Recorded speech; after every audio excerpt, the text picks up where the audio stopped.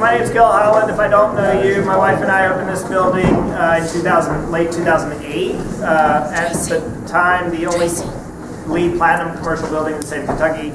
And while I do think we helped move the green building movement forward and the sustainability movement, unfortunately, we're still the only LEED Platinum commercial building in the state of Kentucky. So we need to get cracking.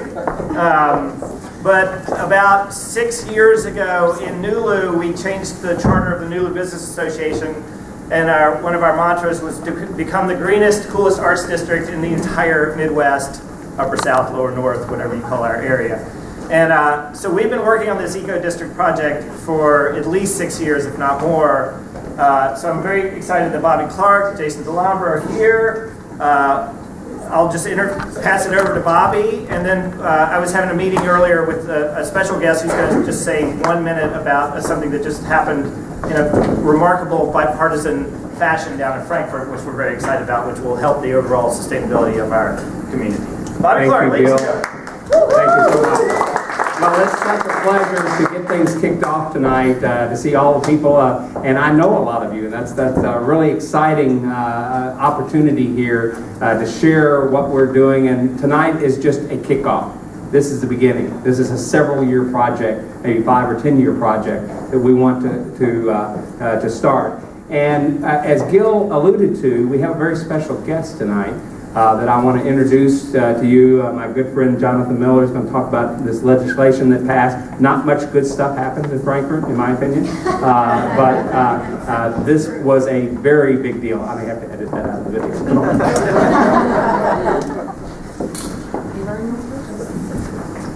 Hi, I'm Jonathan, and I'm a recovering politician. If you watched the TV commercials during this last campaign, you'll understand why I'm a recovering politician, not a politician anymore. But there was, in fact, something that really good came out. It was a bipartisan bill, and it was a very substantive bill. It's called EPAD, Energy Project Assessment Districts. In 31 other states, it's called PACE, but property assessed clean energy has the words clean energy in it, and nothing with clean energy can pass in Frankfurt, so we renamed it, and so far Apple has not sued us for EPADs. But what it does is the same thing in these other states. It allows commercial and industrial property owners, as well as residential property owners of multifamily buildings of 5 or more units, to be able to acquire financing at very affordable rates for energy efficiency improvements, and to be able to pay those financing back through affordable yearly installments out of energy savings on their property tax bill. Now, as you all know, I don't need to preach to you about the value of energy efficiency. You're in a perfect example of this. But getting that initial funding to get that process started makes this win-win-win thing possible. A win-win-win where we're saving money, we're helping the environment, we're creating a new green job industry that can't be outsourced. But getting that initial money is the hard part, particularly for small, medium businesses and property owners. And what EPAD will do is it will allow folks to access this multi-billion-dollar financing market, pay it back affordably through property tax bill in a way that does not come out of the bottom line. And so this is a great program. You'll be seeing it come to Louisville soon. If you have any questions about Louisville, Maria Cutter is right on it. You're really lucky to have someone who is dedicated to sustainability as her full-time job in city government. We're going to be doing this all over the state. Cities have to pass ordinances to make this happen. But to be clear, this is a private sector program. While cities will be involved in the promotion and getting this on the tax bill, this is a relationship between a private property owner and a private financer, and the legislature has made this happen. So anybody has any questions? I'm actually in the Lexington office, but Frost Brown Todd is down the street. Please feel free to look me up. Bobby has my information, but we look forward to having many, many dozens and hundreds of projects under EPAD, saving a lot of money, creating a lot of great jobs here. Thanks. You can also hear Jonathan on the Kentucky Sports Radio Network every Sunday. Don't kill me if you're a Cards fan. And if you haven't signed up to his Recovering Politician blog, it's very entertaining, and I encourage you to do so. Well, again, I'm so pleased to be here tonight, and I wanted to introduce our next speaker. Jonathan already kind of introduced her, Maria Cutter. is a great lady, a great leader here in Louisville, and I was going to call on her to come up and say a little bit about this Eco District project and what we're trying to do. Good evening, good evening. Thank you, Bobby, and thanks for everybody to you all for being here tonight. I think I'm so excited about this project. I've been involved with this project even before I got the job at the city in 2012 through the NuLu Business Association and Gil's team and the great work going on down here. So this is major for the city. I think it's awesome. The city's comprehensive sustainability plan, Sustain Louisville, has 6 major focus areas: energy, environment, economy, transportation, engagement, and community. So if we can move forward with eco-district projects to green the city from the neighborhood up, we'll be making accomplishments in all 6 of those focus areas. So I'm fully supportive of this project, as is the administration. And then in addition, we're working on a pilot eco-district neighborhood in the very beginning stages over in the Sobro neighborhood as well. So my hope is through the work of this group, and then hopefully some project momentum will kick up as well over in Sobro, and we can look at formalizing a charter for the city using the Eco District's protocol out of Portland. So I'm looking forward to the work you all do tonight and continued success. And so welcome and thank you very much. Thank you, Maria. And she was referring, I think, to Portland, Oregon. We've got a great Portland community here that also, we believe, one day can benefit from the idea of aggregating together and working together on sustainability. So with that, I want to kind of introduce who we are. Luckily, since we're 20 minutes late, you're only going to hear a small about our background. But we have prepared a presentation here, and as Jason was Dalam is my business partner, and we are going to walk you through the concept of eco-districts, what that model is. In Louisville, we're calling them sustainability districts. We want to focus on that word sustainability, because sustainability is beyond just energy saving. It's about sustaining the economy, sustaining our lives, and want to broaden that concept directly. And you'll hear a little bit later from Jason. Just a little bit about the, whoops, I'm trying to manage the thumb drive here.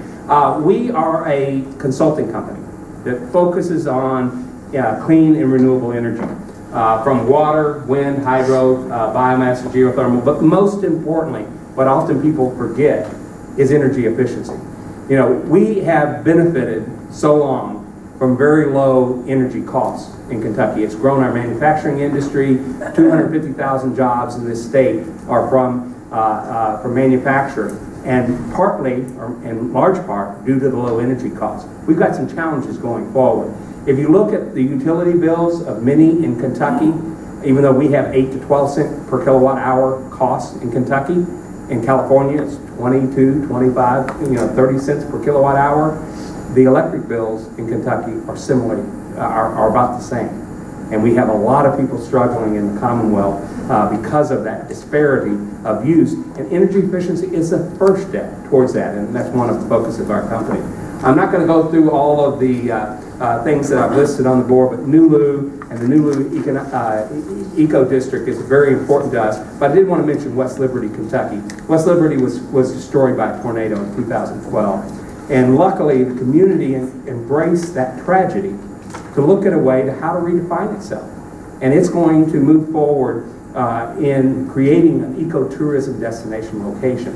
What I didn't know until I visited down there several times is it's 25 minutes from Cave Run Lake. It's 45 minutes from Red River Gorge. It's visited from around the world. It's bounded by I-64 and Mountain Parkway. 10,000 cars go through that community every single day, but they don't stop and experience the benefit. So lucky with Jason and Jonathan Miller and Chad and some other people that have helped us, we've created a plan that's been adopted by the Clinton Global Initiative as commitment to action. So again, I'm not going to dwell into those details. Our information is in the handouts that you had. If you have any questions about what we're doing, we'd love to share that with you. The history. How did we get here today? And thanks to the leadership of Gil Holland and setting the example here in NuLu, his wife's foundation helped us kind of kickstart this process to look at a way that we can aggregate those that have the same idea about sustainability.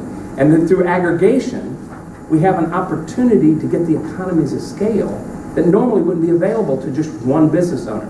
As Jonathan pointed out, EPAD is a wonderful, amazing outcome of bipartisan support to look. They weren't looking at clean energy, they were looking at jobs, how to save money. One of the things that Secretary Peters has said, that if natural gas prices, which most are moving towards, if natural gas prices went back to the $9 when it used to be 15, we go back to $9, we could lose 50,000 manufacturing jobs, which is the equivalent of 200,000 jobs in the Commonwealth. So we need to each do our part related to that. Then we, thanks to the support of Gil and his wife and the others in this community, we started a process to look at this community and what the opportunities were. And so we had a stakeholder engagement meeting that we started the process in August of 2012. And we were excited that Patrick Puma and others at the University of Louisville's Design Studio said, this is a great idea. We want to get students involved in this process. So we were able to work with them in the capstone project in the semester beginning January of 2013. Then we had a meeting of student and stakeholder engagement in April. There's a lot going on in Louisville, Kentucky. There's a lot of excitement about sustainability. But one thing we quickly learned was there's a lot going on, but there was no kind of centralized function. People at this meeting sat across the table and said, I've heard about you, I've heard about what you're doing, but didn't know the specifics. So that was the catalyst of a lot of exciting things, and I'll tell you more about the Louisville Sustainability Council that was created later that year, not by us, but by this community, to find ways to engage the community in sustainability. Oops, it's very sensitive here. So, what we have been asked, and thanks to Maria's support and the Office of Sustainability, we have been asked to help coordinate with the NuLu Business Association a public-private partnership. And the idea here is to help us find a way to help NuLu find ways to establish what some people call eco-districts or sustainability districts. NuLu is way far ahead of many communities in the whole Commonwealth in terms of looking to the future about sustainability. They have interest in creating a LEED ND, neighborhood designation. That takes a lot of time and effort, and what this process of creating an eco-district here is a catalyst to make that happen. We have to raise money. I mean, plain and simple process. To make this thing work, we've got to raise some money to help fund the initiative. Now, what we would like to do, and we'll get into this probably more detail later, is we want to find a way, if we could aggregate 20 or 40 or 50 business owners together and to create opportunities of sustainability, they're going to save money. They're going to save a lot of money.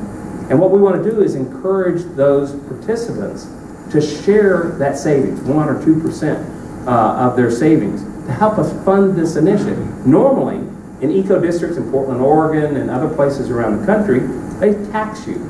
And we may have to go the tax route, but I'd like to find free market and opportunities, find ways to avoid that process so that those that benefit from sustainability and save on the bottom line might help us help fund this opportunity. So, we have, through the Sustainability Office and through the NuLu Business Association, as you can see here, we've been asked to raise funds, formalize this process of public-private partnership, and most importantly, maximize private sector involvement in this process. The community, eco-districts and the like, we're not trying to say we know what needs to be done. We want to be the conveners.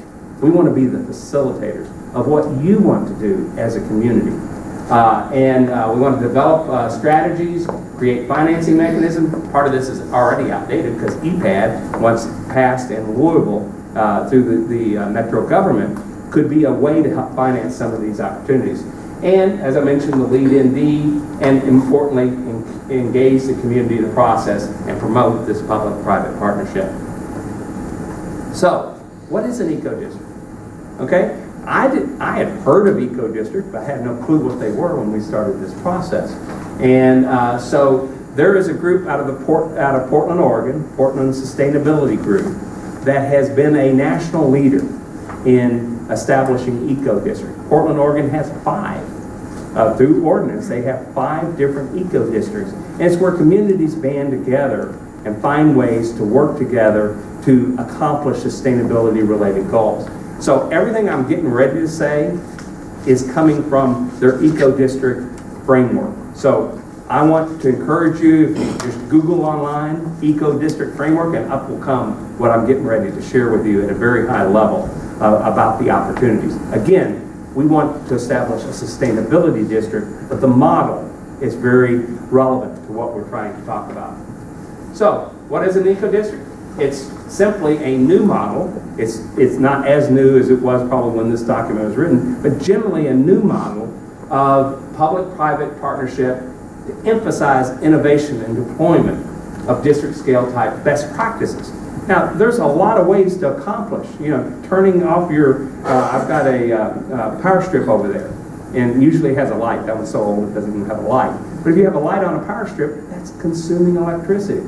Learning to turn those off at night is just one of many examples. But the idea is to get the neighborhood engaged and excited about everything they do in their businesses, in their homes, to reduce their impact. So, the framework here is developing a comprehensive strategy of what we would like to do as a community. Full disclosure, I'm from Lexington, but I spend a whole lot of time in Louisville, and very excited that this being my second home.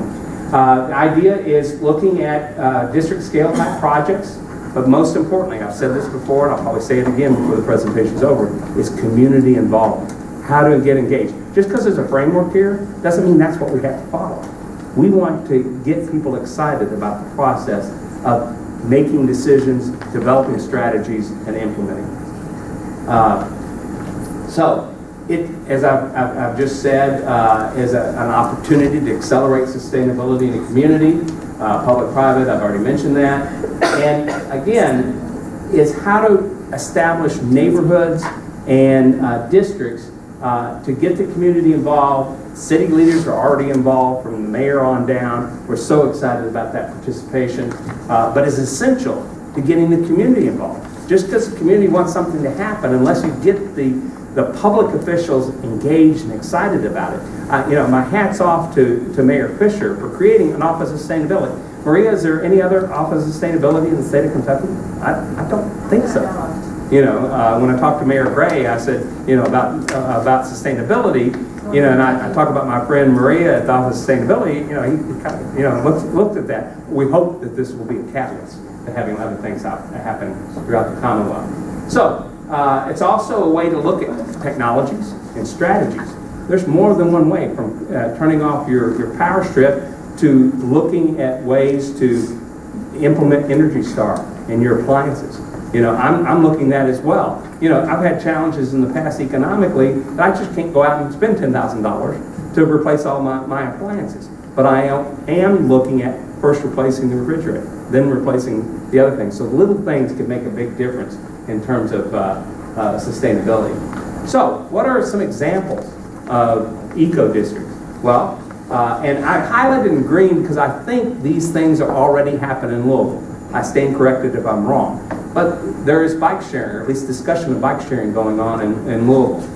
Rainwater harvesting. I know MSD is doing a lot because of the EPA consent decree of how can you capture through rain gardens and rain barrels opportunities to take that water, keep it out of the storm drains, and reuse it in different ways. Green streets and permeable pavable surface. They have incentive programs where if you contact them and want to do things in your business or your home to make the sidewalks or the pavement more permeable, then there are ways to get some incentives, and they can be very economically benefiting. Zero waste programs, district composting, waste to energy, safe routes, tree planting, and there's a lot of things going on. I see Kim here from QRS Recycling that are doing some wonderful things about composting food and other waste.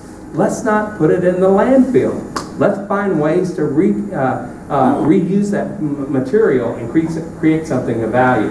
Public art, green maps, and multimodal. These are just, again, examples that this community can look at to move things forward in an eco or sustainability concept. Sustainability districts, one of the things that we want to accomplish is coordinate and support those strategies of whatever you all decide is important, and find ways to leverage that opportunity in both public and private opportunities to develop sustainability district plans for the entire community. We don't want to stop here. We want to start in NuLu and then go to SoBro, and not necessarily in that order. I mean, we can do these things collectively, but also is how do we look at other parts of the community to do our little part. If we can make the model work in NuLu, we can make it work in other areas. Like, again, Portland, Oregon has 5 different eco districts. They're doing some incredible things. So, what are some of the benefits? Well, the benefits are that by collaborating and working together to make investments, it's going to create jobs. Jonathan Miller just mentioned a while ago, there's potentially tens of millions, if not hundreds of millions of dollars worth of projects throughout the Commonwealth that will be created. So solar installers and HVAC companies and others will actually have to hire more people to do what the demand of the future is, and we really want to encourage that, to make that happen. And then by getting the stakeholders involved, and the utilities, LG&E is here, David Huff and others are here, that are supportive of these ideas. They've got demand-side management programs that will directly provide incentives for people to make investments in clean and renewable energy. So, what I'm going to do and hit highlights, I'm not even looking at my notes, and I'm not real schooled on eco-districts or framework, but I wanted to hit the highlight goals of what an eco-district is all about. And what we're going to do in 20 minutes or 30 minutes or so is we're going to open this meeting up to get input from each of you. I've got a flip chart over here. The ideas. Equitable development goals. We may not want to call it equitable development goals. We may want to, but whatever this group and really the subsequent meetings of the future want to do is how we're going to lead this particular effort. But one of the ideas of equitable development is to promote equity and opportunity and assure the fair distribution of benefits and burdens of investment and development. That's important. Whether it's in NuLu, where many things are going well, there's parts of NuLu that there are challenges in some of the homes that are here and others in this area. We want to find ways to make sure that this whole concept and this whole energy that behind what we're trying to do helps everyone. Because as I mentioned in the example of West Liberty and others, we're paying outrageous. Some people are making the decision to go to the doctor or pay their electric bill, or go to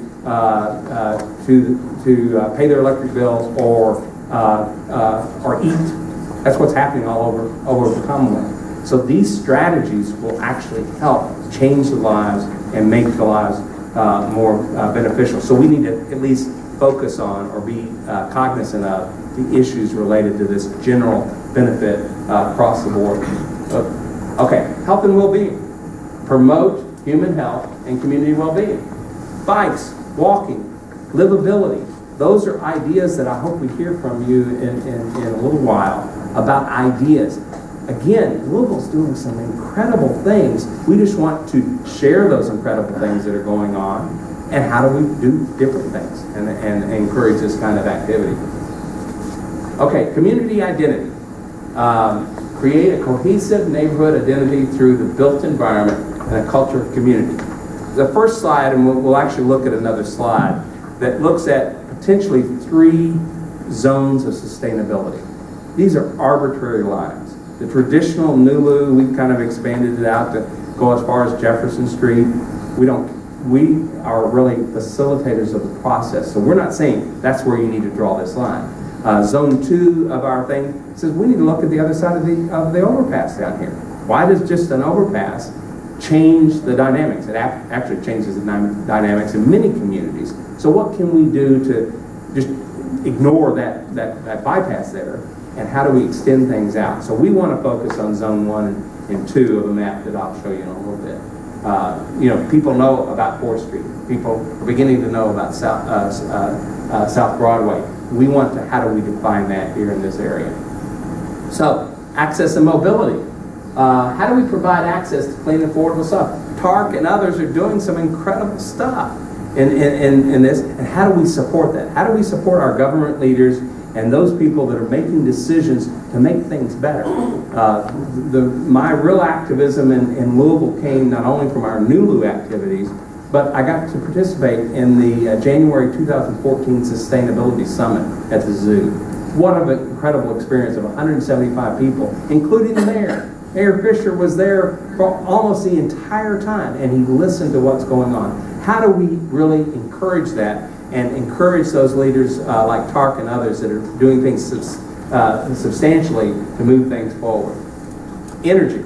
Well, we could talk all day about energy. There's a whole lot of opportunities in the energy space, from solar, energy efficiency, even wind and biomass, and there's some other things that are available out there. What does this group, what does this community want to do in terms of focusing on energy? Water, very important. One of my friends here today from California, they know how important water is. It's becoming one of the most precious commodities on this planet. And so even though we are surrounded, Kentucky has 400 miles of waterways, the most of any other state in the country. But that doesn't mean water is getting to the right place or is the most efficient way to distribute the water. So we need to focus on water and water management. Habitat and ecosystems. We've got, in any urban area, you've got challenges to the ecosystem.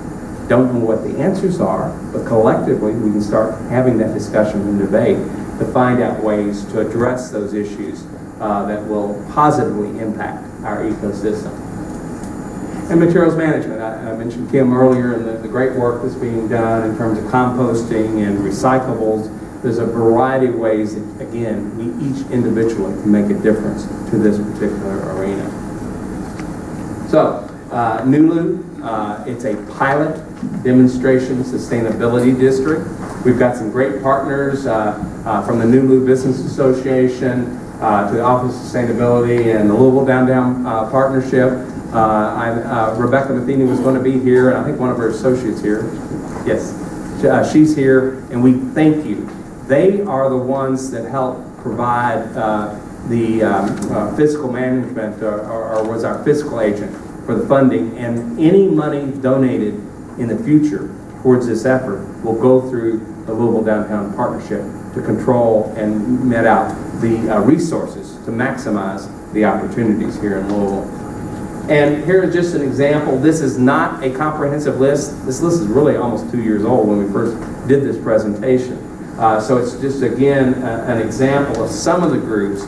I know Nancy Church is here from the USGBC. They want to get involved. We're going to have a lot more partners and a lot more logos on this very, very soon as we roll this project out. So with that, I want to recognize my business partner, Jason DeLum, and he's going to give you a highlight of some of the stuff we did a couple of years ago or a year and a half ago about some of the ideas and the things that I think are relevant to Louisville. Jason?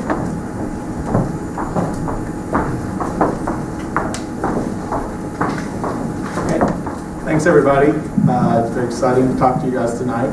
I'll just briefly go over some of the concepts that have come up in the last 2.5 years of engagement with the community. Everybody hear me? Yes. A little taller than Bobby, so. Let me just do this.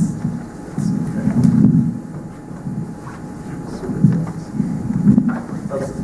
Great. Well, I'm just going to go through a few ideas. And really, it is about a private-public partnership. And the concept truly is that. How do you harness the speed, the efficiency, the aggressiveness of the private sector with the larger kind of view of a community with a long-term placemaking of the public sector? And that's really what we're trying to do. And just a few examples of this is, everybody, if you're looking at sustainability, solar comes to mind. It's a very visual. You can have a very efficient building, but unlike the green building, if you don't have a plaque out in the front, people might not know you're very efficient. When you have solar panels up in your roof, they're going to know that you're green or that you got something sustainable going on. It's a really good indicator of that. This is a good example. And what Bobby was saying earlier is we want to get it beyond the concept of building by building by building. If we do it building by building, it's going to take a long time to shift the paradigm. We want to start thinking about in blocks. How do you get 4 and 5 and 6 blocks to do the same thing at the same time? And more importantly, how do you get them to do it together so that they will be able to reduce the price and be able to do these things for a cheaper, more efficient investment? This is a real good example of that. One of my U of L interns developed this over the weekend. It's amazing. What this is actually a map of the solar potential of every roof in NuLu based on the shading of all the buildings around all year long. So this tells you on a BTU basis, which is a unit of energy, which roofs really you should be putting solar on.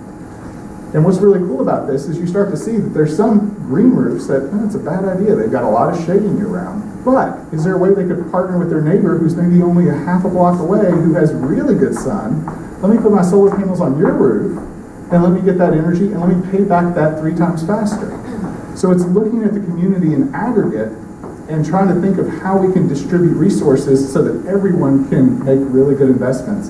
The other good thing about this too is I work with a lot of solar vendors, and they have really hard marketing. You know, they wait for someone to call them, they go out, they spend a few weeks on site, they look at everything, they put together a proposal, and then that person might not want to buy it. This way they look at the map and they know whose door they should go knocking on. And if you take this to a quantitative level, they have a good sense of what the payback and what the proposal is right off the bat. So if you start giving this to the private market using public information, you can start to connect the public and the private together so that we can make things happen really fast. And so potentially you get a knock on your door and a solar vendor says, hey, I was looking at the map, here's a proposal, it's fully financed. If you want solar, I can have it up on your roof in 2 weeks. And better yet, I know from energy bills and working with the utility, you're not going to pay any more than you're currently paying, and I can get this all set up for you. That's awesome, you know? Much easier than it's currently done now. Another good example is green roofs. This is another map another intern of mine made, looking at the flatness of roofs in NuLu. There are some roofs that just the pitch isn't right, the structure of the roof isn't right, it does not work well. But using GIS and advanced large-scale planning tools, you can very quickly identify what roofs will work where. And he was talking about the MSD consent decree. There is money out there. If you see green on this map, that's money. You put green roofs in place that hold water, MSD will give you money to help you pay for that roof. And in some cases, it can pay for the full amount of the roof. So these are just opportunities sitting out there that people don't know about because no one's seen maps like this that can help them connect the dots. And we're hoping this effort can start to put that information in business owners' hands. The next one. Now this truly is a city-wide issue that no one business is going to solve. It's the heat island. And there was a study done a couple years ago, and there's been more studies done since then that said that Louisville has the worst heat island in the country, Phoenix being number 2. Now explain to me how Louisville can have a worse heat index than Phoenix, Arizona. It has to do with our climate, it has to do with our geography, it has to do with the amount of asphalt we have in our parking lots. But as you guys know, with the heat island, we start to use higher levels of air conditioning and have spikes in the summer, which the utilities don't like. And we also start to have higher asthma rates and other health-related issues.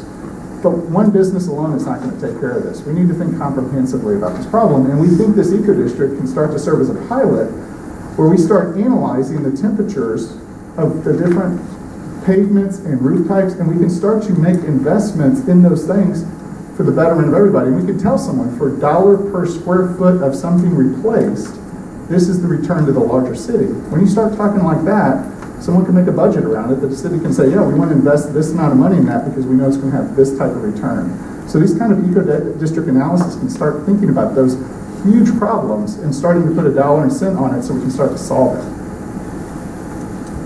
Here's the MSD consent decree. There's been tons of rain gardens and things done in the city. Wes Sidnor, who's really leading one of these for MSD, said that between gray projects, which are concrete and retention basins, and green, they're seeing like 10 cents on the dollar return for the green projects because they're just so much cheaper and so much more effective than the older processes that have normally been used. And they're just really making some great case studies here in Louisville about how effective it is just to put in green rather than gray. Another example, building by building, starting to address the building just like the building we're in now and really looking at it comprehensively and being able to change it. Now, when you do a major renovation, that's an opportunity, but there can also be a lot of small things that you can do to a building to improve it. We see a lot of examples here in NuLu of that already. Here's another example. Being able to collect data from business owners and look at it in aggregate so you can start to see how the buildings interact together, and you can start to get concepts of smart grid, load shedding, load shifting, and if you can get it to a big enough scale, the utilities become interested because they go, oh, if you can shed a kilowatt of power or megawatt of power, we could maybe figure out a way to incentivize you to do that because that means we don't have to build a megawatt of capacity somewhere if we know that you guys can shed it or shift it for us. And so if you start thinking at a big enough scale, the utilities can start being like, hey, we want to look at this, we want to engage this. Also, you can start getting smart meters and other things involved here where business owners can have on their phone when things are spiking and when they're seeing their rates going up and they can do something about it. Well, right now, what happens with utility bills? At the end of the month, we get a bill, whoa, $300, oh, and that's about it, you know. The next month, $200, oh, great, I'm doing better. Next month, $400. So we're just riding the wave, but with smart meters and smart grid, we can start to interact with our utility bills and have a real dialogue with our energy on a constant basis. And then also starting to look at that process across multiple blocks and communities and starting to pull that through buildings. And then we also talked about EPAD. There's a lot of incentives out there. I've got this wild idea that a colleague of mine in Frankfurt came up with. He does a lot of retirement planning. And what we're doing right now is we have 401ks. You know, Humana, all these big businesses have 401ks, and they're sending their money to Wall Street. And there's no mechanism where someone in a local community could say, look, I want a percentage of my retirement money to be invested in local projects. Maybe they don't have the best return, but I can drive past those solar panels and go, I'm helping pay for that. And they're right there. They're not off in Wall Street and we're hoping for the best from the market. If there was a way to create caveats in 401k plans, and there are mechanisms for that, where Humanas and other things can let you reinvest percentages of your retirement back into your community so that you can help move your community forward and make it a better place. There's so many innovative things like that happening that we can harness and pull the wool. And then right now we see this going on. We have this amazing beautification project that's going to be happening in the next year or so, 11 blocks, really connecting up and making and branding this area. And one thing that Bobby touched on, but he didn't help me hammer it home, when people are thinking about developing in NuLu or surrounding NuLu, all these kinds of things will raise the property value, they'll give a brand to the community, and they'll make people, hey, if I want to learn about sustainability, well, let me go check out what's going on in NuLu. People coming to the city, well, hey, I'm interested in sustainability. Well, you have to go to NuLu because that's the place to see. Already NuLu has that, but we're going to take that whole to the next level as our goal. So, next steps, we want to look at the things that Bobby talked about on the 8 points. But first, let's hear from our colleagues who flew into DC for this meeting.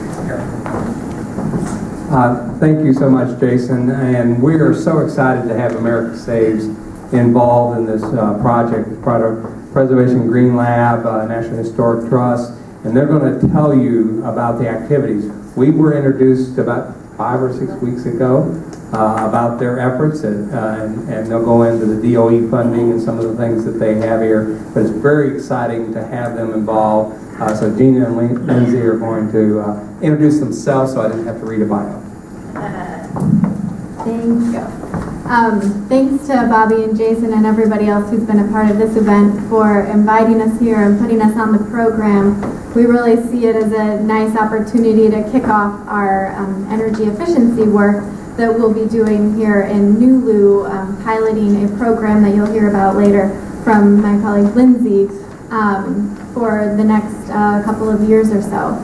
So first of all, I'm Gina Weiser. I'm with the National Trust for Historic Preservation, and at the National Trust we have a special team called Preservation Green Lab. And what we do at Preservation Green Lab is we kind of work on all things at the intersection of sustainability and preservation. And we are actually here, the Preservation Green Lab team, which includes myself and 4 other people, are working here in several different capacities in Louisville for the next 3 years. And this energy efficiency program is just one of our areas that we'll be focusing on. Okay, so just real quickly, so you all know, if you haven't heard about us, Preservation Green Lab, like I said, we are kind of act as a research lab a little bit, but we also do some demonstration projects. That would be the category of this energy efficiency for small business program, America Saves. So we're really interested in cities. We work all over the country, and we're really trying to highlight the environmental, economic, and social benefits of existing buildings. So we really look at all existing older buildings in a community. We're really trying to expand the definition of what preservation means to a community and how you can use a number of tools, some of them being new tools, to further the reuse of existing buildings and old buildings. Just as a quick note, like we focus on several different areas, like I mentioned. So these are kind of our 4 buckets of work. They fall within the climate change and resilience realm, also energy efficiency, building reuse policy, and then, like I said, the environmental, social, and economic benefits of building reuse. And then specifically here in Louisville, like I mentioned, we all visited as a team back in November of 2014 to kind of first get introduced to, you know, who's doing what in Louisville, who we need to meet, who we should know. That kicked off 3 years worth of work, and just generally, this is kind of a nice graphic I think that someone I work with made, just to generally talk about our work. We're really trying to increase awareness, improve incentives, build capacity, and strengthen the market. And all of this is in support of the reuse of existing older buildings. And we couldn't do it without the many local partners that we have met, and I'm sure there's many that we haven't met yet, so hopefully we'll continue to meet all of you.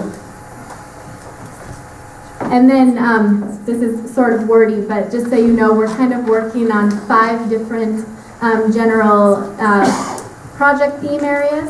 And just quickly, we're doing some mapping and research on data and buildings. And so we're looking at a number of things, like some kind of standard data sets that include, you know, like year built of buildings and vacancy rates, that sort of thing. But then we also have some other interesting, like kind of more socially oriented data sets that we like to bring into our mapping, which might be like, you know, how frequently people are tweeting or posting on Instagram in certain neighborhoods at what time of the day, and try to really intersect that with information about the built environment.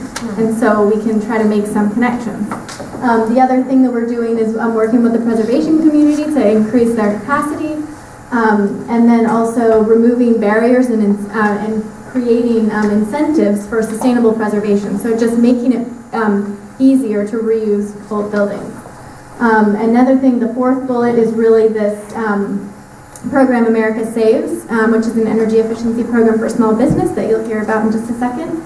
And then the 5th one would be working on the community engagement piece and really the public-facing part of the program, which would just be increasing the enthusiasm for creative adaptive reuse projects. So you'll be seeing actually later this summer some colleagues of mine in Washington, D.C. will be here doing some really fun public events that hopefully all of you will be able to attend.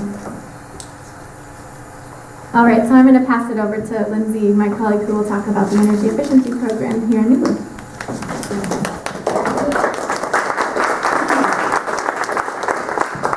Hi, I'm Lindsay Wallace. I work with the National Main Street Center. It's a subsidiary of the National Trust for Historic Preservation. And we're partnering with the Green Lab to work on this America Saves program that Gina talked about. It's a 3-year pilot program funded by the Department of Energy. It's a $2 million grant. We're in year 2 of a 3-year pilot, but the idea is to extend that after the pilot phase.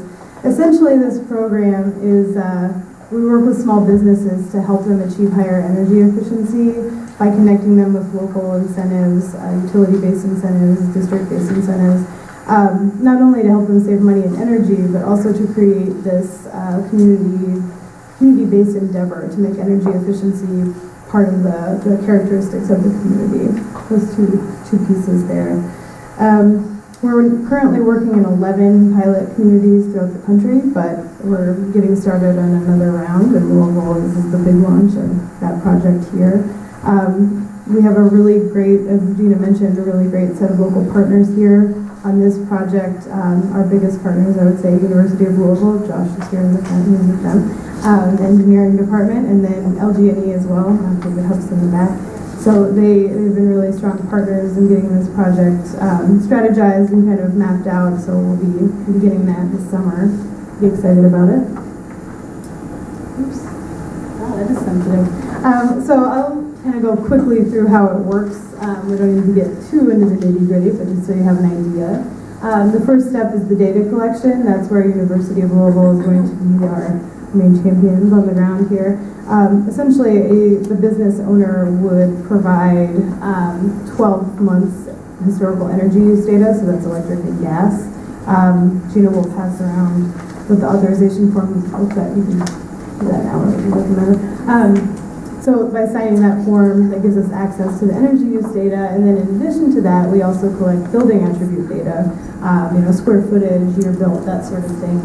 And then with that data, one of our project team partners in Portland, Oregon, EnergyRM, has a remote analysis tool that will produce a 2-page, what we're calling first view analysis report that shows the business owner where they're using energy, where they might be able to save, and then kind of tiers out some suggestions and recommendations for different kinds of things they can undertake to retrofit. But the biggest part of it is connecting them and making it really easy to take advantage of local incentives. So LG&E has some really nice commercial rebate programs that they might have heard of, maybe they haven't, but we want to map it out to make it extremely simple for them to go from A to Z, so they can see where they're using or losing energy and what their potential savings could be, and then mapping it out so that they know how to get there, all the way through to retrofits.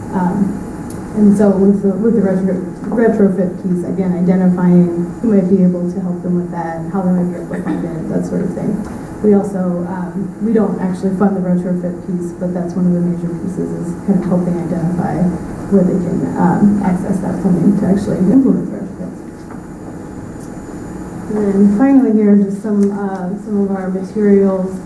We have door hangers that you might see around the neighborhood. That kind of identify what the project is. You can't probably see it, but I do want to direct you to our website, americasavesenergy.org. It has a lot of different information on that if you want to load up a little bit more, the authorization form. And then this is a snapshot of what the remote analysis report looks like. And as you can see, it kind of maps out pretty simply, pretty visually interesting.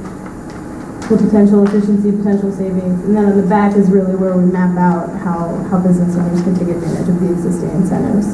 So we're hoping that can layer in well with the sustainability district and all of the really cool things that NuLu is already doing to achieve energy efficiency.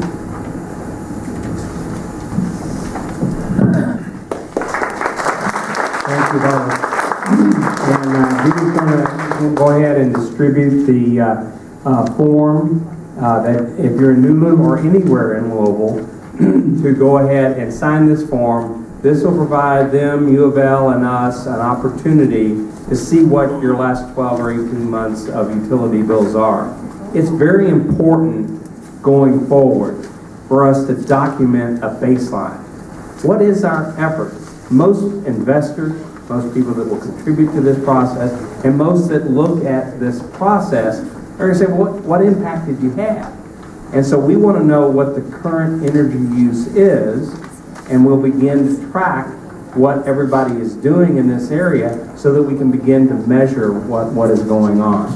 And so with that... You want just residents as well as businesses? Yes. We do want both residents and businesses, and whether you live in NuLu area or work in NuLu or not, we really want to get this baseline information. Because whether you're in Sobro or one of these future districts, that we kind of understand where you are and what you're consuming, it will allow us to begin to track that and try to, again, measure what it is that's going on. So what I'm going to do before we kind of go into the next part of our presentation, well, let me say something, and then I'll transition. I mentioned the Louisville Sustainability Council. Thanks to a lot of leadership from others in the community, even after we started this process and learned that a lot of people didn't even know who was sitting across the table, the leaders of Louisville created the Louisville Sustainability Council. A lot of groups that are already involved in the process of energy efficiency and sustainability in Louisville. And I'm proud to serve on the Green Economy Action Team with Colleen and Robert and Russ and a whole bunch of other people in this room. I see Justin back there.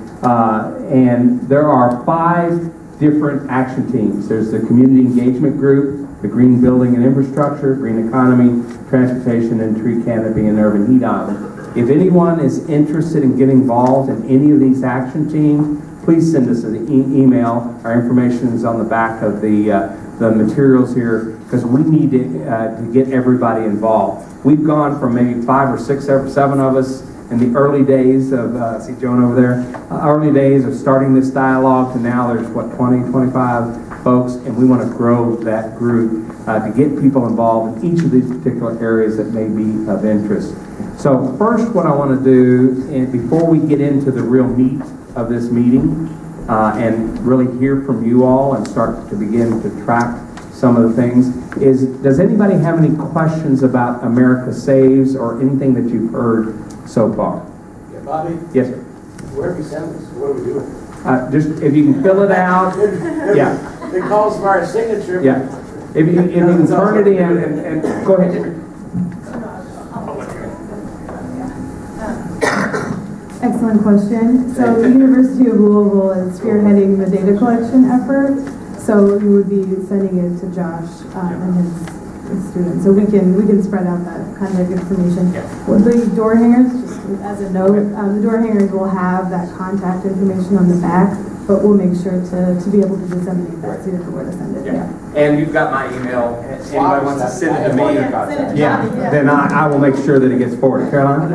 Are there any certain parameters to define an eco district? Does it have to be, is there a minimum size for an eco district? Is there a maximum size for an eco district? There are no preconditions to what it should be. I think, I thought I had a map here somewhere. There are no set parameters. One of the issues that are going to come up, NuLu is a newly defined area. Phoenix Hill is right over here. Butchertown is right over here. East Market District and downtown. There is no preconception. One of the things that I'm getting ready to hand out, to pass around as well, is a survey. And this survey gets more than just your email address that we got when you signed in. And it has these 8 areas, and what we're getting ready to go into of these 8 areas to see, is that the right focus? Is that the right name for what we're doing? So we want you to fill out these forms, and what areas of interest are you interested in? Are you interested in water, or energy, or community, or the like? So there's going to be a process. This is just the beginning of, as I said in the beginning, to start a dialogue and form these different groups that will focus on what defines this area. What works in NuLu may be totally different in Sobra. And so to answer your question, there is no specific. The framework that we shared is just something one group that's been a national leader has shared with others. This is a model that you can use, but we are not bound by any constraints. Other questions related to what you've heard so far? Okay, well, great.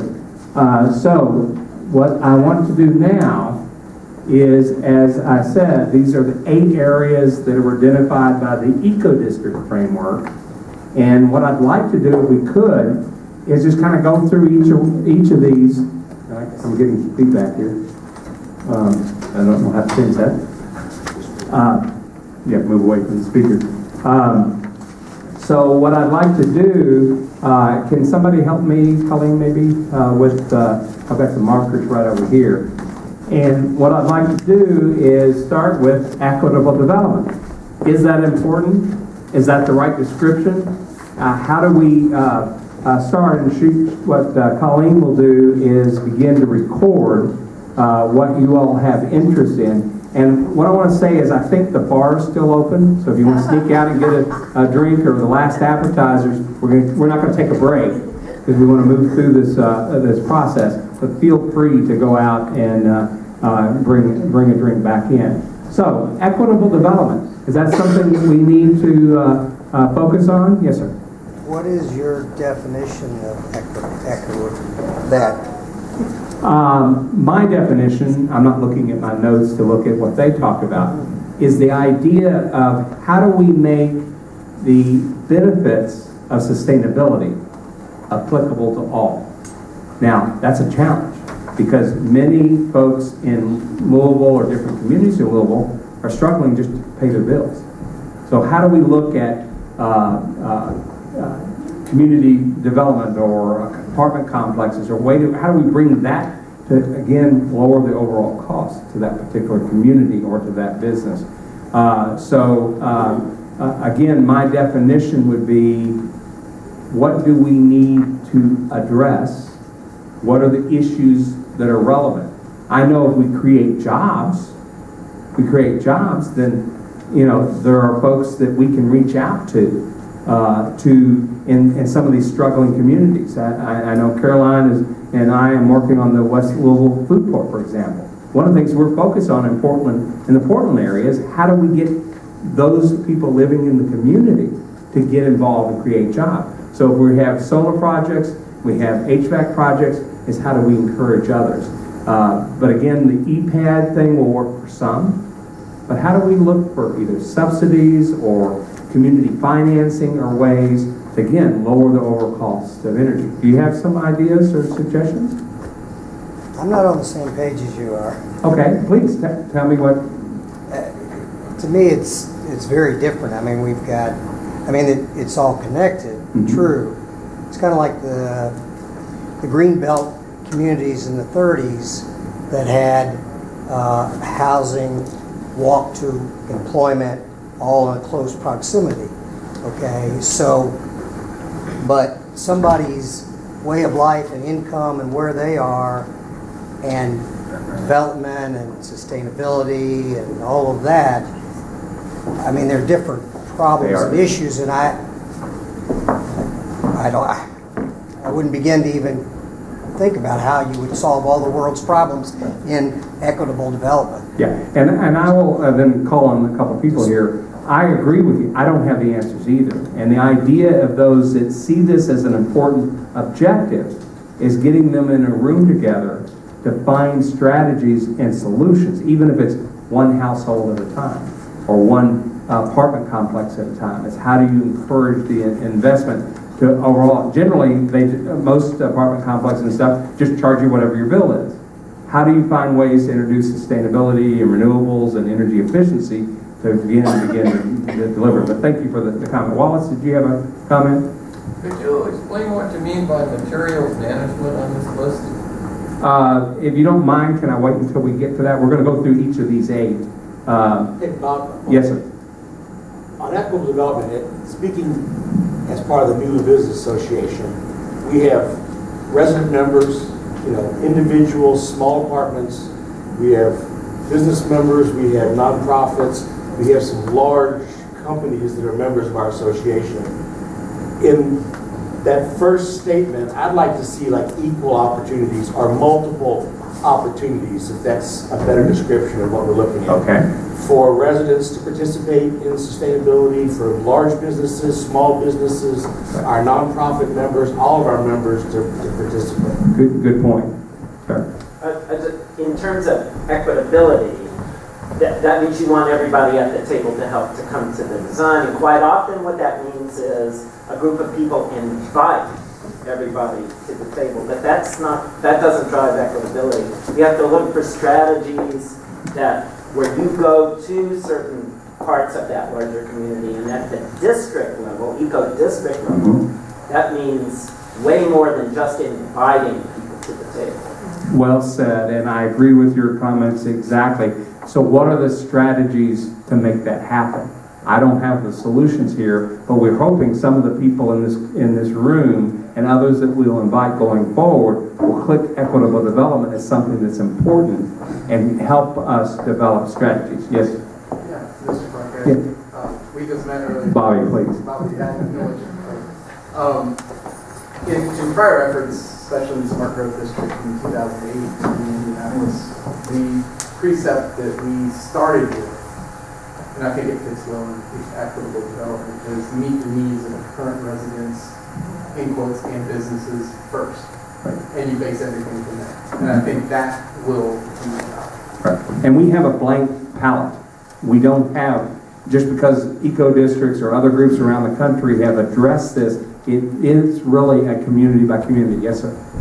Last thing I was going to say is it's not only just equitable opportunity towards development, but also equitable distribution of impacts from new infrastructure. Right? Absolutely. So like rather than the new district energy plant just being put in the forest neighborhood that still has emissions, look at how you distribute impacts from our new infrastructure.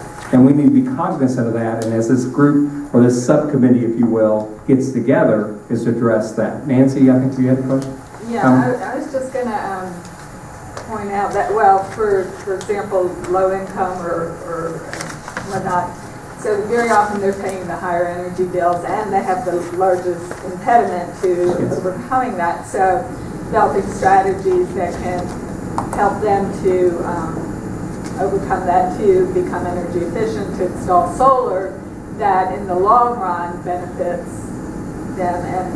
And so, for example, in California right now, the state is deciding to install solar on low-income homes through the cap and trade program where they've been generating revenue. So strategies to help them to overcome that burden benefits those businesses, those individuals, but also the community. Good point. Yes, ma'am. I just wanted to give a little neighborhood context with NuLu being a part of the Phoenix Hill neighborhood, and the Phoenix Hill neighborhood in 2010 census showing that it was the poorest neighborhood in the city with only 7% home ownership. So there's direct challenges in the neighborhood directly connected to what's being defined as the NuLu Eco District.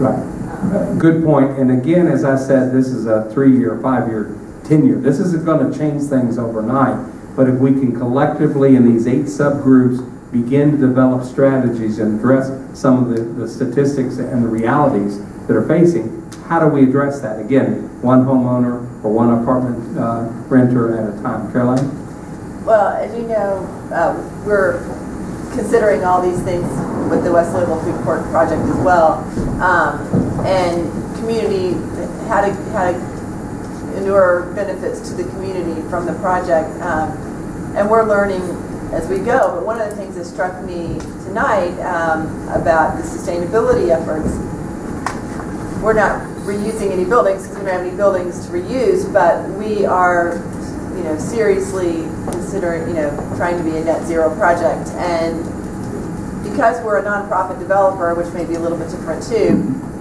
we're just now having a conversation about if we install the solar panels and use, have photovoltaic electricity, and over time there will be income streams from that. How do we incorporate those benefits into the agreement we're making with the community to have, some or all of that inure back to the community? What does that mean? Does that mean that money can be used to install solar panels on homes in the communities that surround our project? Or, those are the kinds of things we're exploring as well, but this has really been eye-opening for me to think about it from a sustainability perspective as well. I know there was a lot of work done when there was stimulus money out there a few years ago to, again, provide energy efficiency and retrofits to folks to help, again, with the lower income folks. First is to recognize that it's a problem and a challenge. And 2, as you move forward with those businesses that, this is a great way for me to save money, is include in that dialogue and that debate what is different and how can we address those needs. Bobby, can I ask something? Yes. So like when I first read one of your slides, it said the word distribution. And like, I don't know about you, but my husband's a Republican, and anytime someone talks about redistributing wealth anywhere, it creates a huge argument during dinner. So I think what Jason said one time at the CSI AIA show, he used this term like surgical awareness. So in NuLu, like looking at that building that has the proper solar, or those buildings that have the proper access to be solar perfect sites. Okay, so think about that, table that concept for a second. And then you come to the site that would be perfect for a green roof. You know, the flat roofs he showed earlier? Okay, so keep that in mind. So that's another roof in NuLu. And then you look at an area or a building that's like a low-income house, you know, that is really inefficient, and that needs to be more energy efficiency brought up to speed, you know, before it can be solar. So you look at those things, right, and you say, okay, our community has this many inefficient buildings, and it has this many perfect sites for solar, and it has this many perfect sites for green roof in this defined neighborhood we've defined. And so when you start to think about distributing the wealth, it's not like what they talk about on Fox News. It's like what a community thinks of about itself and its self-awareness. It's kind of like, you know, you got 10 kids and some of them have this kind of personality and some of them have that, and you work together to build this great thing. I think, so when you think about the word equitable development, is that kind of what you're more talking about? It's like looking at the community holistically, finding out where you can go forward with a sustainable project, where you should, I mean, and then trying to say, okay, so we need to change some of the laws that say that we can share in the solar income, that 4 buildings in our community are perfect to generate income from. Is that kind of what you're talking about? Well, the answer to the question is what you all define. There is no preconception. This is things that other communities have dealt with and think it's important to plan and understand the impact of these kinds of decisions. And so it does address what you're saying, but it's really definable by this group and the other men and women that join this effort to do that. So thank you for your comments. Let's move on to health and well-being. What are thoughts or comments or priorities related to health and well-being in NuLu and beyond? Yes. Okay. I don't know if this is like too narrowed in, but I was just thinking about when there's somewhere to park that it's easy to find a parking spot. I'm more likely to park and then walk around in the area and bike around in the area if I feel safe as well. I don't bike ride in Louisville, so I don't feel safe bike riding in Louisville. But I love to bike ride. But that's just what I thought about myself and only for NuLu. Right. And that's an example of how do you address those particular concerns about safety, or how you can drive your bike downtown and spend the rest of the day there and go to lunch and cycle to lunch and those kind of things. Because if you live out in certain parts of the community, it may not be practical to hop on a TARP bus to get downtown to do it. But if you find ways and develop strategies to encourage that, and a lot of it's informational, and what are other people doing and sharing. I know Justin Mogg was here earlier, and he rides everywhere. I mean, he doesn't have a car. And so those are examples of behaviors that we certainly want to encourage, but it has to be in the context of what's relevant in NuLu and the surrounding communities and the city as a whole. Other comments? Yes, ma'am. Michelle.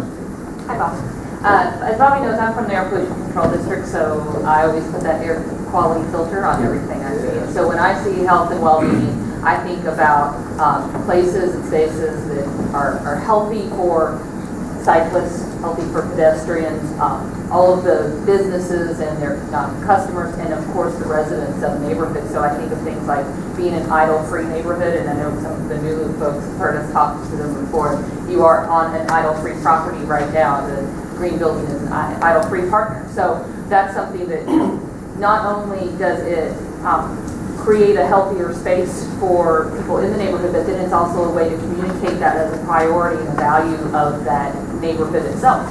So people see, please don't idle, shut off your engine, healthier air for breathing, and they know that you've got some values and priorities for that space. So, that's obviously one of the places that I go. And then I also go to urban heat island reduction and mitigation, because they create healthier spaces and also that well-being, and maybe that's also bleeding over into some community identity as well with green infrastructure. We probably plug it into numerous spots in that list, but those are some of the concepts that come to mind for me for health and well-being. Right, I agree with that. I pulled up here earlier and was going to meet Gina here at the Green Building, and I idled for about 45 seconds. And I said, "Oh, idle free," and because it was hot outside, but I rolled my windows down. So those are little behaviors that can change. Nancy. Resilience is a topic that falls under equitable development and health and well-being. I know there's some resilience studies being done in the city and in Portland. I don't know about here, but resilience seems to hit low-income communities. Can you define what you mean by resilience? I don't know if everybody knows what that term To is. recover from or bounce back from a financial or natural disaster is what it's typically defined as, but I think you could broaden it to just ability to bounce back from any kind of setback. Yeah, I think resiliency is a wonderful word. I heard it probably the first time, then I heard it about 20 different times within 2 weeks at a national disaster recovery conference. But resiliency is a concept that we should all embrace and look at strategies, again, from our own personal behaviors as well as community behavior to look at whether it's economic or natural disasters and impact. Who else? Yes, sir. I think it's 2 and 1 are tied. Most of our health challenges are in the communities with the least resources, and yet the cost of those health problems are borne by the entire community. So connecting the economics of health with equitable development is an externality on most budget decisions, but if it could roll in to become an internality to those budget decisions, we would make a different set of decisions. That is very well said. And when we first started talking about NuLu and eco districts, one of the things if we could help address the heat island effect, it's causing asthma. I know a few years ago, 12 or more people died from heat exposure, and there's a lot of really good things going on. But if we kind of concentrate on that health impact of the decisions that we make and develop strategies to address that, then it would help on a lot of these particular areas. Wallace? Well, tying into something you said, what you just said, lowering the temperature improves the health as far as I'm concerned, which means addressing the heat island effect, which means lots of trees, a big generous tree canopy. Right. And the LSC has a tree canopy committee that really is focusing on that. And I know Colleen plants trees in Shively, and there's a lot of individual efforts, but how do we grow that? How do we consciously, and using NuLu as an example and its surrounding communities, is how do we use that to plant the seed and show the importance of that? Other comments? Yes, sir. Just FYI, at the last NuLu Business Association, the board voted to make NuLu an idle-free neighborhood and post idle-free signs. Yay. Throughout the neighborhood. Yeah. And again, kind of like Frank, we don't do all that much great stuff, but every occasionally we get a good thing passed within the organization. But our whole new streetscape program goes right to this. We want to make the neighborhood more walkable, greener, both with tree cover and with our use of materials. And I think it's important to bring health and well-being into particularly the NuLu program that we're trying to put together. Right. And as the gentleman back there, there's an economic value to making health and well-being part of the strategy. I'm a Republican married to a Democrat, so I know you're... Okay. But we have 2 people here, like from Humana, somebody from Humana and Norton's, and I don't know if there's any other. But I think health and well-being, shouldn't we also consider our major employers? Yeah, absolutely. And the things that they say, especially since they're health care employers, those things that they are trying to encourage. There are hundreds, thousands of employees. How many thousands of employees between Humana and Norton alone in this community? The numbers are like what they want to see for their And as we said, from monitoring your energy bills to quantifying the economic impact of this is critical for the overall policy making that goes on at government, goes on at the business level on a day-to-day basis. Nancy, did I you? was just going to reemphasize, it's similar to the notion of ecotourism, the health and well-being aspect, that's a draw that would be really good to find ways to quantify. Absolutely. And there's a lot of really cool things happening in Louisville. Part of the problem, one of the things that I've learned is nobody knows what everybody else is doing.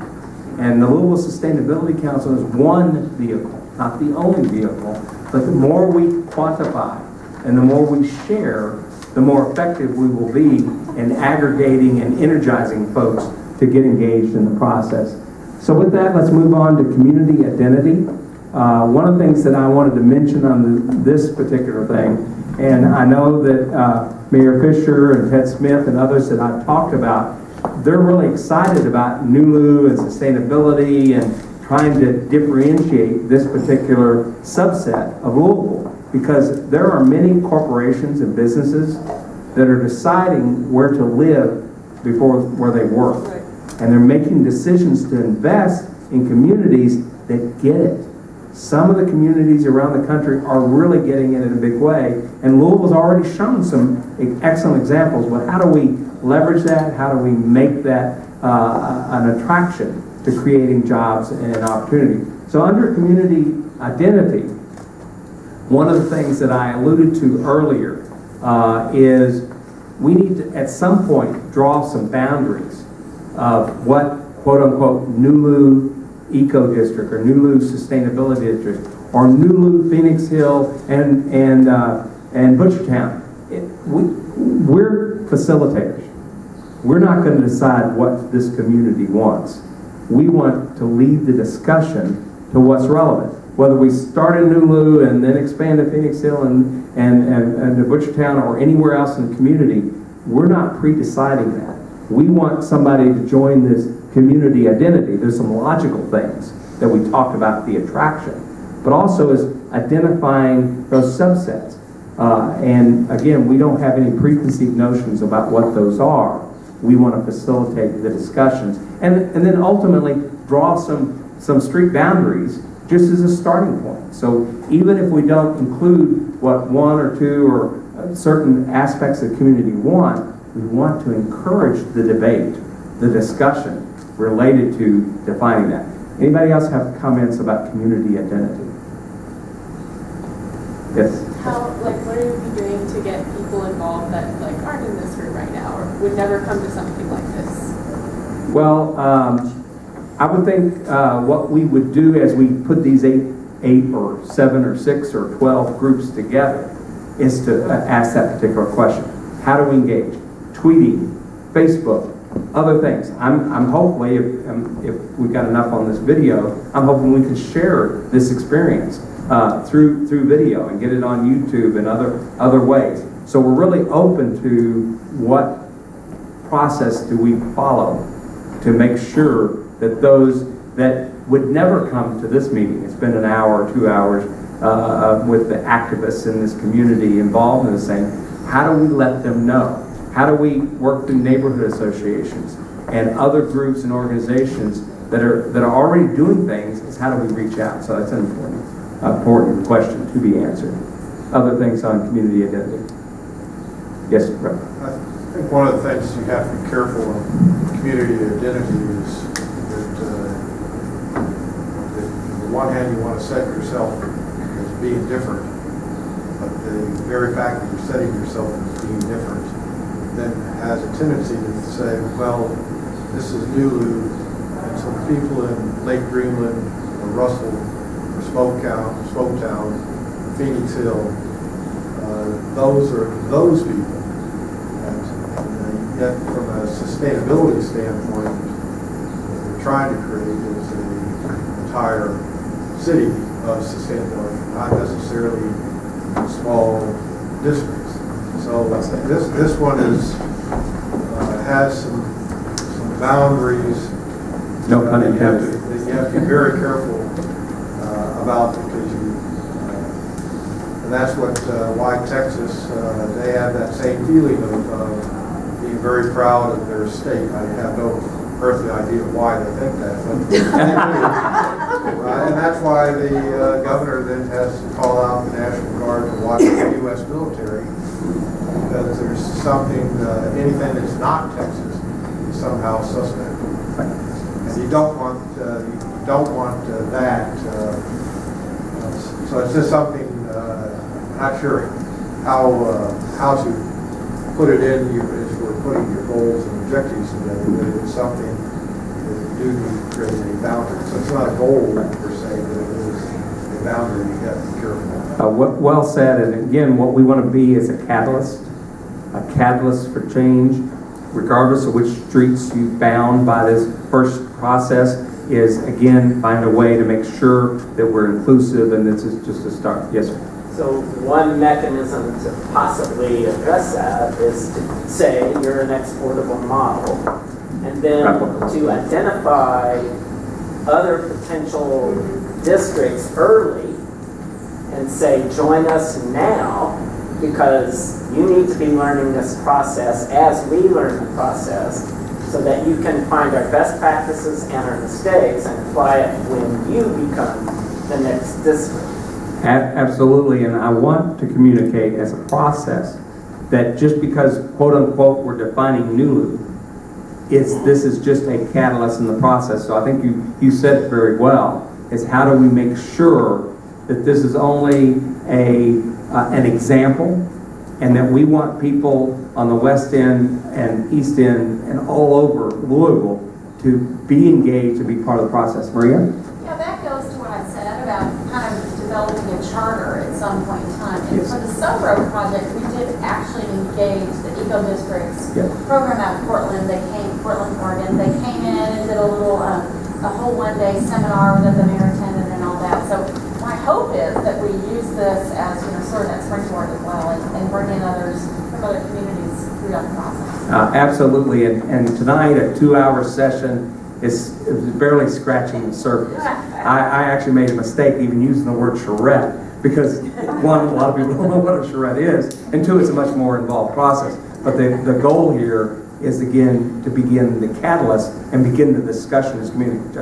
Right, and Bobby, I think if you're able to post and create transparency around this whole process, what happened tonight, what ground was covered, where does it go next, and then there's progress updates, and the internet's such a powerful tool for sharing that kind of thing, that there are many different parts of the community that could watch and follow along, and at some point raise their hand and say, we want in, And we'll create a Facebook and work with the NuLu Business Association and other ways to maximize it. But again, not just focused on NuLu, it's Sobro and all these other parts of the community. Well, Bobby, we'll obviously reach out to our membership. Cindy's here from Phoenix Hill. We talk frequently to Frankfurt Avenue Association and Butchertown Association.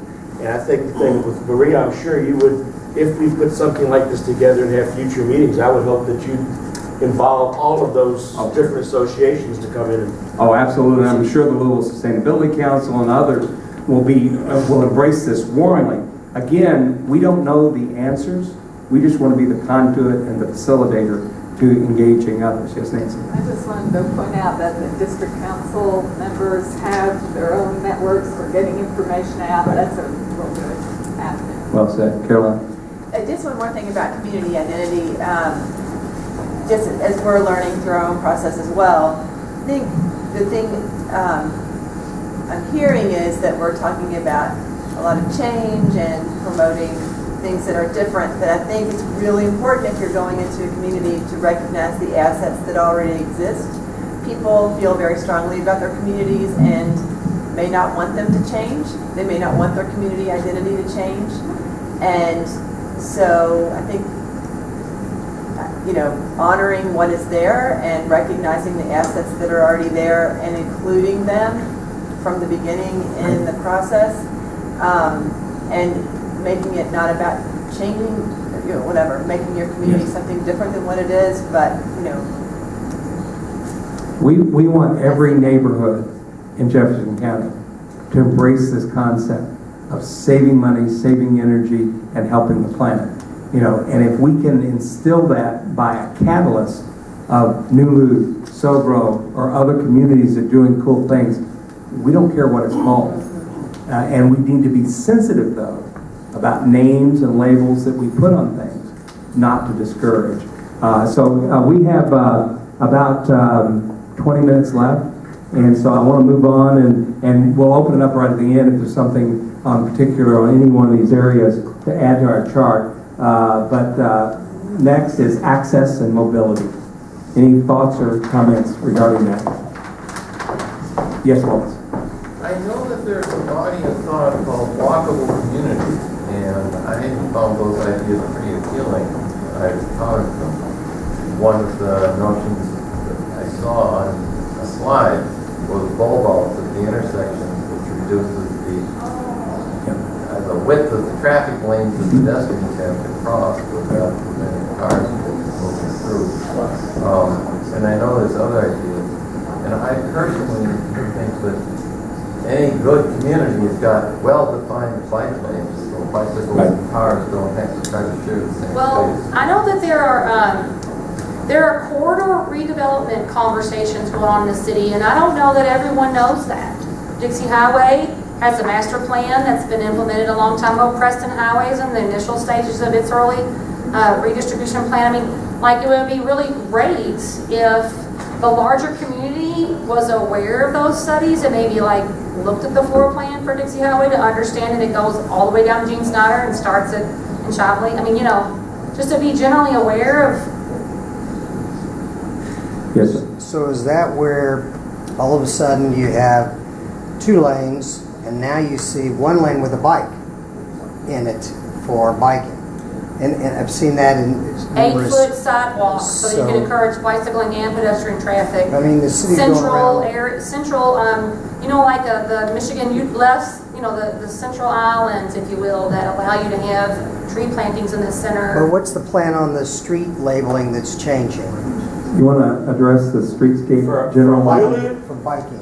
Well, I mean, we're adding a separate bike lane as part of the streetscape project, along with bump outs for all the corners, which will shorten the crosswalk distance, and which actually speeds up traffic because you don't have the walk lights. I mean, there's a lot of changes in our streetscape plan that we're putting in here, but some of the ones she mentioned were like Grinstead Drive has already been changed. They've added a bike lane on each side. That went from 4 lanes to 2 with bike lanes. And I know the city's doing that throughout a number of communities. Bob, can you run back in the slides? It might help him. But I mean, you know, which I think access and mobility is part of it, should be part of our total city planning, all new planning. I don't see it as necessarily just a element of this. That nucleus building has a picture of it. The streetscape, you had a streetscape. Oh, yeah.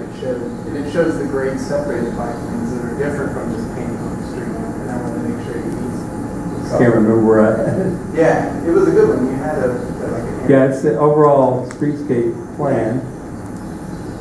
I have a quick question. Are Yes, all the please. streets in the current district city streets, or are there any state highways? Is Market Street a state highway? It is state highway, isn't it? Are they at the table? He's part of the road. They've been at the table for 2 years while we've been waiting them to approve it. So it's, the state has been has gone through about 40 different levels of review of our streetscape plan. We were going to break ground 2 years ago, and now we're getting close now to actually do. That'll also be the bottleneck on water and energy and environment, because most of the most far-reaching. Right there, stop there. Go back. See the blue stripe? Yeah. That's an actual dedicated bike lane separated from the street and the sidewalk. As opposed to the street that's being paved. Right, and there's the bump outs on the corners that allow for reduced pedestrian time in the street. So that's a state highway. Yes. Yeah. The And the state's state's paying $10 million. totally on board, but there's so many levels of approval that we have to go through in the state to have it actually get passed. And it'll be the state level that will be the bottleneck on water and energy and materials, because that's all code and regulation. And so just like you're aggregating at the community level for these strategies, I think we also have to aggregate for political will so that we can push back against some of that code permitting, so that you can do some of the most amazing things. And I'm glad you mentioned code and permitting. One of the hopeful goals of aggregating together to see the challenges, the impediments of the change that's needed, first at the local level, what can be done at the metro government level, and then what has to be changed statutorily to do This that. was funded by this was funded with state transportation funds. Louisville Downtown Partnership has been instrumental in working with them and with our representatives in Frankfurt, and it's been, it's every element of a street development, water, utilities, all has to be part of it. Other comments on this particular? Sorry to make you chase that graphic. No, I'm glad you did, because it graphically says what we're talking. As an example, this isn't the only plan, whether it's NuLu, because again, even $10 million only goes so far. This is an example, though, of what can be done to change the mindset, change the investment as a community, as a state. One of our council members, Rick Blackwell, said on Dixie Highway on one side of the road to remove the power lines for 1 mile costs $1 million. Yeah. That's probably good. In today's dollars. Yeah, yesterday. Well, this project's $14 million total, and to put underground utilities would have been 3 times that. Yeah. If we lost our poles and put underground. I just thought he was talking about funding and money, and so I just thought I would kind of put that in your head, the kind of money that you'd be talking about. So that's why you need state funds, to do that. Okay, energy. Moving right on, because we have less than 15 minutes left. Energy. Net zero. Net zero? I know Nancy probably has. You want to mention solar over Louisville and those kind of things real quickly? Well, we actually have a board meeting in the morning, but we're trying to get a solar initiative going to Louisville that will really help people to understand how cost effective it is now and the opportunities that it can present and how it has multiple benefits, cutting carbon emissions and so many different benefits. So there's a committee that's working on putting that together, and hopefully it will be launched as a formal global initiative very shortly. There's a lot of people that have expressed interest in getting involved. I always hear net zero, but net zero is break even environmentally. And so you get what you aim at. And so if you're going to create a really big goal, be a net exporter and be net negative. And if that would be a face goal. You can't go there today, but if at least it's in the language, then I think that there's a better chance of actually going there one day. From the property owner's perspective, energy savings, dollars in their pocket, I think is probably the biggest driving force behind their interest in this project. And everyone likes to be green, that's great. We like to be healthy and have a nice area where we work and live. But from property owners that I hear of in the association, they want to hear more about, what we can possibly do to save them energy. So like this thing that U of L sent out today? Oh, I think so. Asking somebody to show us your underbelly and give us your 12 months of electricity, that's a big ask for some people. They need to be kind of in the game before they're willing to give it up, right? So I think most of them will. But how do you connect? How do you connect to your community to talk about energy savings? I think that's interesting question. Well, and when we saw that diagram of the roofs that are best for solar and roofs that aren't, ultimately the community has to embrace different roles. Some people are going to be energy producers. Some people are going to be energy users. You want to be the most efficient energy producer you can be. You can be the most efficient energy user you can be. Carolyn, you were talking about getting to where the food hub produces energy that can be distributed. As you take this further out beyond NuLu, and apply it to the city, you end up with one neighbor's producing energy, another neighbor's using energy. How do you create the best efficient network you can? So, Karen? I think you have to put the package together to really develop a business case, because at the end of the day, the business owner is going to make a decision based on money, payback, and they're just not educated. I mean, they wake up every day doing what they do, and they would have no idea who to call to help them with this project. So, if we can all be facilitators and help people think outside the box and find them dollars that they didn't know were available to them, that's what really excites them every day. Because at the end of the day, it comes at a cost. Well said, Karen, and I tend to try to shy away from using climate change because it's such a politically polarizing thing. I talk about the business case of energy efficiency, and doing those things will save you money, go to the bottom line, and also help save the planet at the same time. That's what our project is really designed around, is the idea that, a lot of people like to be green, some people will join for that, but it's really about saving people money, so they can keep operating the business, stay in the building they're in, maintain the building to the best of their ability. It's all designed that way. Well said, and then part of our challenge and opportunity is how do we record, how do we share how one homeowner, one business, how a neighborhood, how a community is making a difference for themselves and also helping the planet at the same time. Nancy? You've also got incentives that will play a part in how we project them. Right. LG has some. Oh, they've got millions, or at least $1 million or $2 out there that they can invest, but most people either don't understand or they've heard misconceptions. And each of us individually, what can we do to get our own energy audit at home and blower door tests and those kind of things, and then how do we then take that to our office and share those ideas to encourage our employers and the people we work with to also engage in that process. Is there one place, one resource where you can go to find what the incentives are? And I know as we're starting to think about these things on the upfront side, that certainly it's more expensive to install geothermal and solar upfront, but over time you save money, but still costs money today. And so where does a person go to find out where money is available to help with that? You can go to design.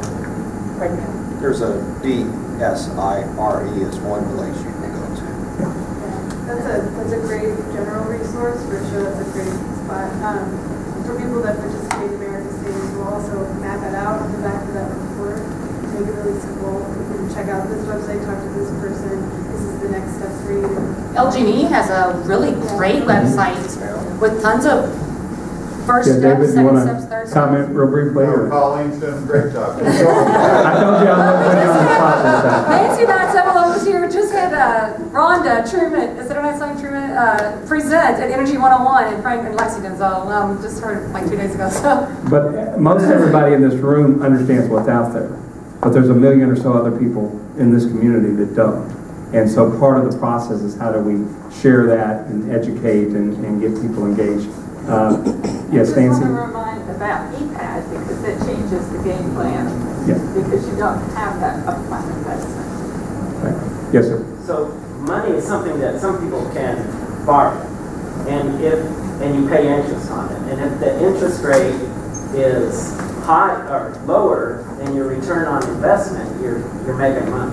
And so one of the things that you can do is develop those strategies where you can borrow money, but your return on investment for what you do with that money is greater than your interest rate. And the other thing that Jason alluded to, whether it's investments or social impact capital, they can find ways to help the poorer parts of our community to, again, make that difference so that we lower their costs so that they can pay for food and medical care and the like. It actually helps increase the value of the community. Robert, did you have it? No, I was just going to say that you should have, maybe someone already said this, but just examples of where it actually worked. And get that communicated just over and over and just add to that list and have that someplace, whether it's in Maria's website or wherever, Right, or multiple. NuLu or Yeah, whatever you're gonna do. multiple sites. And get those leaders out there talking about what they're Right. doing too and how they did it, Yeah. or she did it, or And, whatever. and again, people tend to react to other business owners, other citizens' experience and bragging about what they saved or what they got out of it versus a spokesman or an organization. So we will work that. Karen, one last thing, and then we'll move on to And I think it's important too, and to your point is, there's all these incentives out there, but if you don't design to qualify for them, you're gonna miss them. So sometimes people are misled with thinking, okay, it's there, but it takes planning on the front end, it takes a team. Yeah, absolutely, Russ. You need to keep in mind though, particularly for some of these energy specifically, a lot of households in Kentucky, they do not control, they rent or they live in a trailer. They don't have the option of reducing their energy use. They can't do that. So prior to coming to the University of Louisville, I was the state commissioner for environmental protection. So what building was I in? I was in the 100-year floodplain in an old Hex department store. It was very energy inefficient. But I had no choice but to live there, and I did not have the authority to spend money to reduce it. So you have to keep in mind, coming back to the equitable part, you have to keep in mind that a lot of people in our city, they don't have that option, and it doesn't make any difference what the interest rate is. They're not going to be qualified to get a loan because they don't own the house in the first place. So. Yeah. Quickly, one last comment, Wallace. I want to make the point that your three items here, energy, water, and ecosystem, are all tied together. It takes, on a district level, it takes a lot of energy to pump water, to both to pump the water in, the potable water, pumping the sanitary sewer water out takes even more energy, and how you set up your storm overflow ecosystem has a lot to do with the cost, but also handling your water outflows. So those three topics level are very much tied together. Well said. Now, I do not want to slight water, habitat, ecosystem, and function. Especially with Russell right in front of you. Right, and materials management. But we have like 2 minutes left, and I'm somewhat of a stickler for respecting your time and the process. Again, this is just the beginning. I've got business cards. Most importantly, please fill out those surveys. Let us know who you are, what you're willing to do, and again, this was just a kickoff, not even in detail. We can have a 2-hour meeting or more on each of these subjects, and as we get feedback on who's interested in what, we will help facilitate that kind of process. Any final comments, Jana or Leslie? Thank you for having us on the document. Thank you all for coming here. Right. Being a part of Louisville. Yes, Awesome. yeah, we're really excited. And I just wanted to mention something just as a clarifying point. With the America Saves program, it's an energy efficiency program for small businesses and nonprofits. It's not for residential. Just so you all know, it's really a small business and nonprofit focused program. That's what we're able to do at the moment. And that is definitely a distinction, but as important as business is in terms of focusing on these. We individually, in our churches, in our community, can make a difference one switch at a time. Thank you so much for coming. Good job, Mom.